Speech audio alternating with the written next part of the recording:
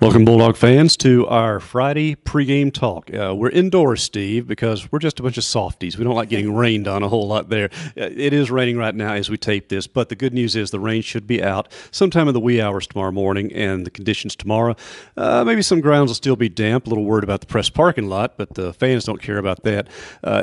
Everything should be good for tomorrow evening's game, Steve, when Mississippi State hosts Abilene Christian, and we'll talk briefly about the game. Okay, I guess we're meaning disrespect to Abilene Christian, but we'll talk briefly about them. What we know about them, they throw the ball a lot, have a couple of receivers who catch a lot of passes, score points, but they're just pretty much a typical FCS team in that regard. Yeah, I mean, Mississippi State should be able to out-athlete, Abilene Christian. And, Joe Moorhead, too, with his experience at an FCS school, he understands they're going to come in here looking to make a name for themselves. And Coach Durrell said earlier this week that they want to make SportsCenter for the right reasons, and players kind of echoed that same sentiment in their media opportunities this week. But David, the bottom line is, this is a game that Mississippi State, it's a rent-a-win, as they used to say back in the 80s. This is a win that Mississippi State needs. You got to get wins in these final two.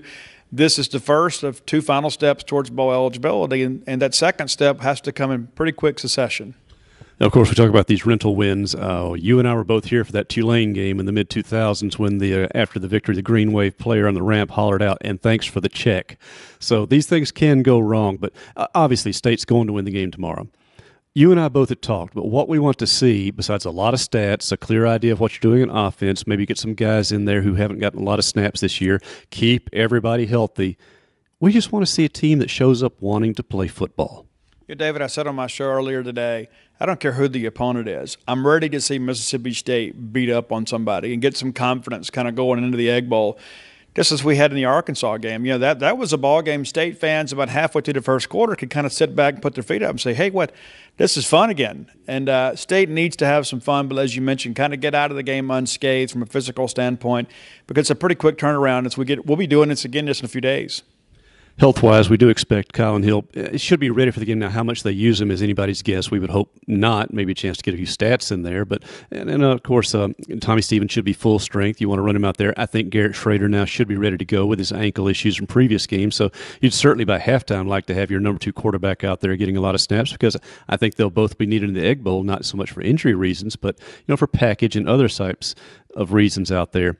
And essentially, we both know the Tudor Gate 10, none of them will play tomorrow. So it's a great chance to get some guys some snaps. And David, you mentioned the Tudor Gate 10. This is the final one. And if there is a bowl game, everybody will be eligible to play, at least in that respect. You never know if there's some other indiscretion that pops up, and hopefully it doesn't happen. But the reality of this matter, David, is that this is the final game of that. This is an opponent that State should be able to go out there and take care of. And there should not be a starter in the game in the fourth quarter. I mean, I don't even know that I would even try Tucker Day out there in the fourth quarter. I think at this point you go out there, you handle business. You don't go out there looking to impress any poll voters, because it wouldn't matter anyway. You just simply go out there, win the ball game, get the starters out as quickly as you can. And as we said, show it prepared to play, because the bottom line is still this is getting ready for next week. And even though Coach Joe Murray Monday would talk about he almost talked himself into a trap there a couple of times, talking about we're going to use this game to work on our passing and run games ahead of a huge game next week. And then he'd say, we don't want to put the cart before a horse. Then he'd put the cart before the horse like that. So he recognizes the reality of it, as do we. To me, this game really is more of a tone setter.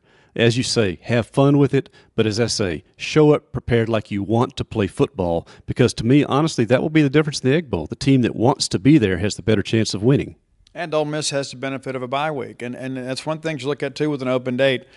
What does that mean? I mean, they've had 2 weeks to kind of think about what's happened with the LSU ball game and kind of what their chances are, and there's still a mathematical possibility they could sneak into a bowl game with an APR type exemption like Mississippi State had in 2016. But the bottom line is this is the bloodletting, David. I mean, this is the game that everybody talks about. It's the game of the year. No matter who's doing well and who's doing poorly, it's always a toss-up of a game. There were a lot of people last year that were afraid Mississippi State would go over there and lay an egg, pardon the pun. And State went over there with Nick Fitzgerald and absolutely destroyed Ole Miss. And really, Joe called the dogs off in the second half. I get the sense that given the opportunity this year, that won't be the case. I think Mississippi State probably needs to have an emphatic win this Thanksgiving night when they play Ole Miss. And I don't think that ball game, and we'll talk about that a lot more next week, I think that ball game maybe has not meant as much this year than it has in years past, because State has kind of comfortably been in bowl position more years than not in the past decade. But every time State has been in this position over the course of the last 10 years where they needed a win to get to a bowl game, State's won the ball game. And we will talk more about that next Monday after the Joe Moore press conference, and quite honestly, what the game means not only to the future of this team, but also of this program and even the head coach. A lot's at stake next week. Also, something we discussed earlier. Explain to fans that this will not be a weekend for recruiting visits. Yeah, it's true, David. That's part of the NCAA sanctions for the Tutorgate scandal, is that Mississippi State had to have one weekend where they did not host unofficial visitors. That's this weekend. That's a smart decision, not only because of the fact that it's an FCS opponent, but also Ole Miss is off this weekend, and so the players don't have an alternative. So most of them, I'm sure, will just kind of sit home and watch kind of a draft schedule. You know, it's not a great schedule, as this is the weekend before rivalry weekend, but there will be no unofficial visitors on campus as guests of the university. Any prospects hoping to attend the game must buy their own tickets.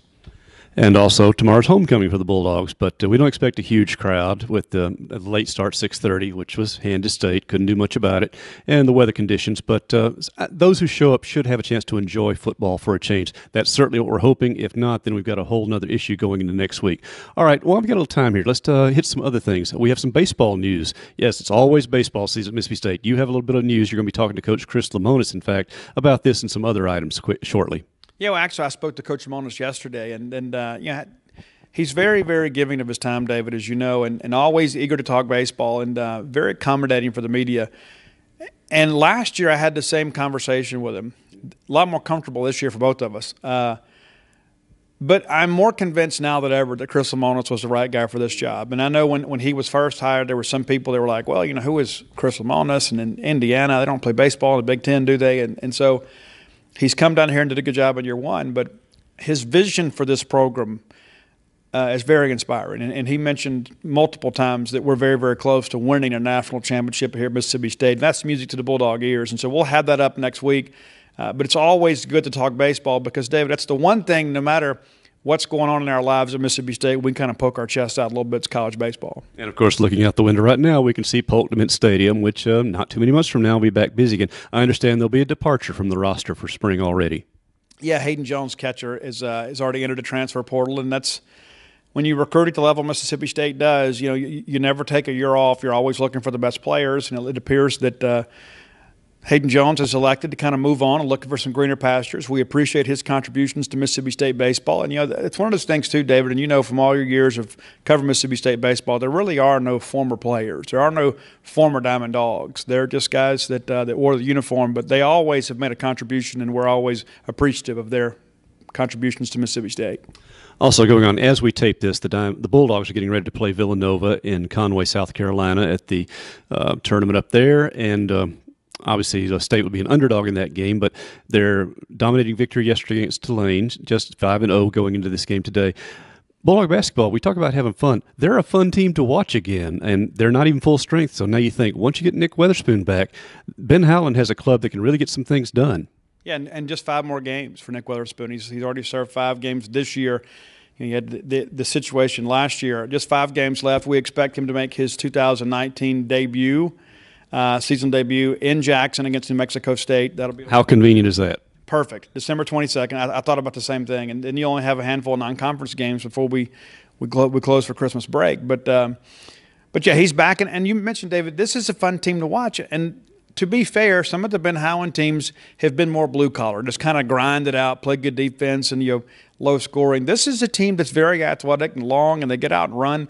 They're fun to watch. And if you look at one of the clips yesterday that Hell State put out, is you get Keyshawn Fizel with a block on one end and starts a fast break, and Robert Woodard throws up an alley-oop to Prince Adora, who heaves it home. And that's what puts people in the stands, and that's something that's been lacking at Mississippi State. And so, David, we've seen them up close a few times. I like this team, and I think fans are going to enjoy coming out. And, of course, last night in Jackson, the Bulldogs got an unexpected win over Jackson State. Vic Schaefer's team is still kind of feeling its pieces together. I know there have been some issues about it, but that was expected this year because, frankly, they have only a couple of kids left from the Final Four teams at all who were not leading lights at that time. So there was going to be some growing pains this year, but when their offense is on, they can put points on the board very fast. Absolutely, and Jessica Carter continues to be a great replacement for Tierra McCowan. Maybe not quite as ferocious on the defensive end just yet, but maybe a little more polished on the offensive end early in her career than Tierra was. But also, too, Rakia Jackson didn't start last night. Andy Espinoza-Hunter did and had her best game of the year. Rakia Jackson, I think, with 13 off the bench. And so there are a lot of pieces with which Vic Schaefer can kind of mix and match with. A lot of new players that kind of take on some new roles. But this offensively, this team is probably a lot better than the team we had last year. Can they figure it out on the defensive end will probably decide how far they go in NCAA tournament. So a lot of ground to cover this weekend. Of course, football takes the headlines this weekend, even though it is an FCS opponent coming in for the 6:30 kickoff from Scott Field. It is homecoming, so remember, alumni, stand for the alma mater. That's what we do, because maybe homecoming doesn't mean what it once did, but it's still a special event, and it's a reminder that college is eternal, whether it's the football, the baseball, the basketball, the sports around it, and the experiences we have. That's when we all come back for homecoming. That's when we still follow Bulldog sports, and tomorrow's a reminder of that. And then make your plans. 6:30, Thanksgiving night. Yes, the weather looks wet next week, but it should be cleared by game time, at least the long-range forecast has. As far as the other type of weather around the program, well, a lot could be settled by that game, so we'll know if we have sunny skies for the Christmas holidays or if, well, we'll let you figure out. We'll talk more about that next week. But for this week, for our team from G Space 24/7, for Steve Robertson here on the Mississippi State campus, this is David Murray.